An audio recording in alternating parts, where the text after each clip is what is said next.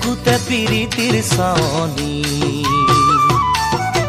মই নজনাকে তুমি হলানো বৰ এজনী চকুতে পিৰিতিৰ চাৱনি মাতিম তোমাক কি বুলি